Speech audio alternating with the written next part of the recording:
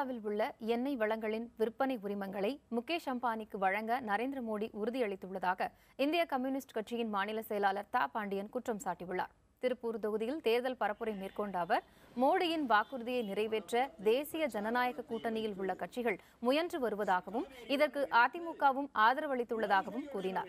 மேலும் 110 லட்சம் கோடி ரூபாய் இந்தியர்களின் கருப்பு பணம் வெளிநாடுகளில் பதுக்கி வைக்கப்பட்டிருப்பதாக குறிப்பிட்ட தா பாண்டியன், இன்று இந்தியாவில் 20,000 கோடி பேர் சொந்த வீடு இல்லாமல் உள்ளனர் என்றும் தெரிவித்தார். 38 எண்ணெய் ஊற்றுக்கள் ராஜஸ்தானில் பாலைவனத்தில் இருக்கிறது.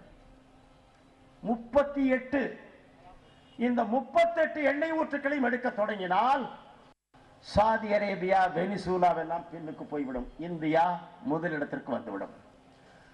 அதை எடுக்கிற, சுத்திகரிக்கிற, விற்கிற, லாபம் பெறுகிற முழு அதிகாரமும் எனக்கு வேண்டும். கேட்பவன் முகேஷ் அம்பானி, தருகிறேன் என்று ஒப்புக்கொண்டிருப்பவன் நரேந்திர மோடி. ஆகட்டும் என்று சொல்லி இங்கே தமிழர்களிடம் தரகு வியாபாரத்துக்கு வந்திருப்பவர்கள் டாக்டர் ஐயா, விஜயகாந்த், நம்முடைய வைகோ, இந்த பட்டாளம்.